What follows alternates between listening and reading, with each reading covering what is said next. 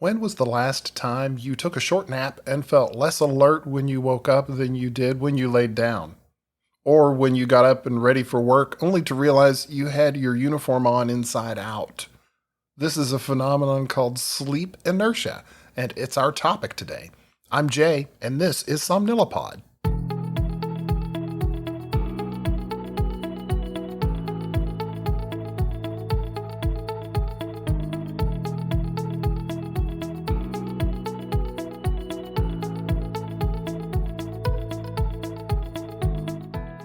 Hello, everybody. Welcome back. I'm so glad that you could join me today. This is a topic that is near and dear to my heart because it happens to me all the time. Now, there are reasons that it happens to me all the time, and my example in the intro was from personal experience. That's what happened to me most recently. It was a weekend day, and I was just dragging. I needed to have a nap. So I laid down on the couch. There were still all the regular, household noises, TV, family, all that stuff. So my nap wasn't really all of that high a quality. So when I got done with the nap, I was really much more tired and more groggy than when I laid down. As I mentioned, this is a topic called sleep inertia, and it's something that we have all experienced. Now, sleep inertia in and of itself, it describes that sort of state between wake and sleep when you're just not quite there yet. You're not really firing on all pistons yet. Humans have experienced it from time immemorial, but it was really only given the name in 1976. And before that, it was referred to as something called sleep drunkenness. And I really kind of like that name because I think that that is a little more concise with regard to what it feels like. Not that I'm a big old drunk, but it does sort of feel like you're a little impaired during this state. So the symptoms of sleep drunkenness, we've all probably experienced them a time or two. You're going to have some memory impairment. There is some psychomotor impairment as well, so you can't quite coordinate things. So a lot of times you may, as you're getting dressed in the morning, you may miss a button on your shirt. Just little things like that you're just not quite there yet. There was a recent study that looked at decision making and performance after waking up in the first few minutes, and some people scored as low as 51% below their normal level of alertness. And this can last up to about 30 minutes. And even after that time, some of their performance was still a little bit less than baseline. So typically this phenomenon is relatively short, within 30 minutes. In some rare cases, it may last a little bit longer. Some studies have shown up to about 2 hours for some people. So we wonder why this is happening. And we don't really know specifically. There are a couple of different reasons that we believe it is happening. One of the main reasons is the stage of sleep that you wake up from. Now, given the name sleep inertia, that is something where you're in a certain state and the inertia is resistance to move from that state. So you don't really want to move forward. So, for example, during certain stages of sleep, and you can look at some of the previous episodes that talk about some of the stages of sleep, but we all know that there are 4 stages of sleep, 1, 2, 3 in non-REM sleep, and then REM sleep. Now, stage 3 sleep is a very deep level of sleep, and your body is very resistant to waking up during that stage. So you're more resistant to noises and things like that. So one of the theories behind sleep inertia is that if you should awaken during that stage, your body really would prefer that you still be asleep. So you're going to have some sleep drunkenness. You're going to have some of that sleep inertia taking over, trying to get you to go back to sleep. But if you're up and moving around, you may still have that sort of conflict between your ability to perform and your brain's desire to go back to sleep.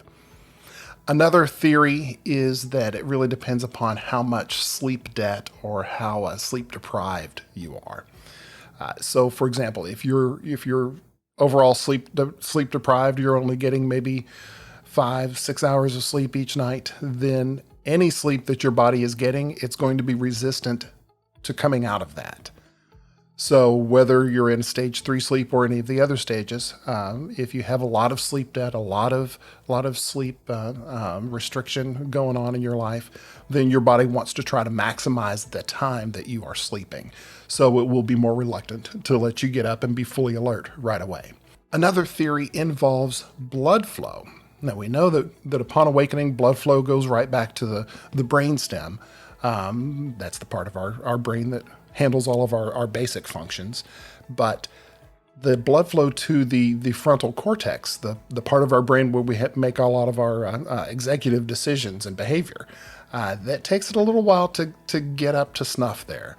So it can take up to 20 to 30 minutes for that blood flow to really get going to the front of our brains. So those are some of the theories behind sleep inertia and sleep drunkenness. And it's really interesting, and each of them makes sense, at least to me, from my standpoint. You know as well as I do, there are times when you wake up in the middle of the night and you are just wide awake.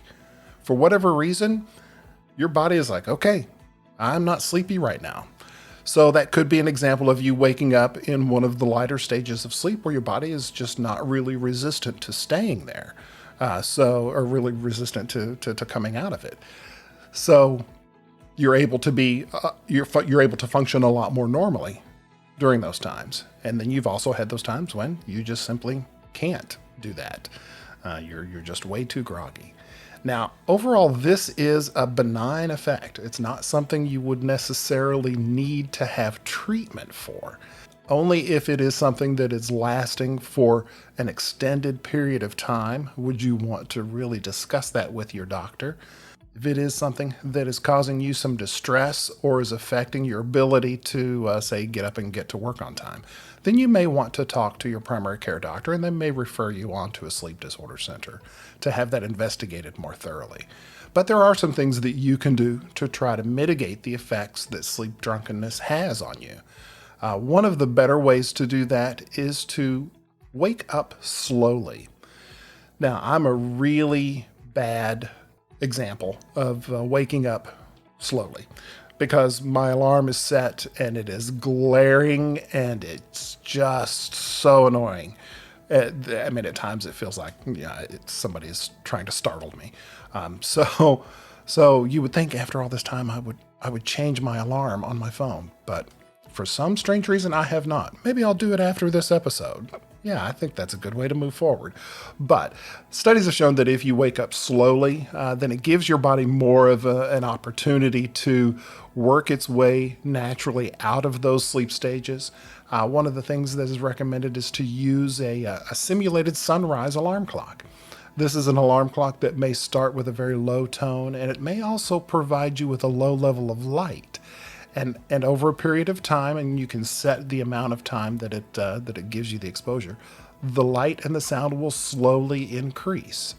So it sort of mimics a natural sunrise. And that's one of the ways to help get yourself awake a little bit easier. But you also want to be sure and give yourself time to wake up casually. So for example, you set your alarm clock, you know you've got 20 minutes that you have to get up, get clean, get dressed, and get out the door. That's going to be one of those situations where you are not being conducive to working out of your sleep inertia. So give yourself a few more minutes. Wake up. Check out the news on the television. Maybe look at your phone for a minute or two, and then slowly get out of bed. Start your morning routine. Those are some things that will give yourself and your body the opportunity to work its way out of sleep inertia. Also, exercise. Talking about getting that blood flowing, exercise is going to be one of the good ways to do that. A lot of people don't necessarily like to work out or to exercise first thing in the morning. I am one of those. But for a lot of people, they do really point out that it is part of their routine that just really wakes them up and really sets the mood for the day. They've accomplished something. They're able to be awake and alert and just hit the ground running. So that is also one of the ways that people can fight sleep inertia. And finally, our good friend, caffeine. Now, as with all things related to caffeine, in moderation.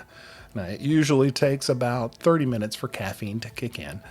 So if you wake up, make yourself a slow cup of coffee, sip on that cup of coffee, and then give yourself time to go ahead and get your shower and start to get ready for work. By the time you're ready to leave for the day, then your sleep inertia should be taken care of, and you should be able to face things like you would normally without any sort of deficit. I hope this has been interesting for you. As with all of the topics that we talk about here, please send me your comments, send me your suggestions. If you have questions, please forward all of that information to me at j@somnilopod.com. You can also check out YouTube, Twitter, and Instagram, as well as Facebook, and you can get comments to me there as well. So until we talk again, please remember to make sleep a priority. Thanks.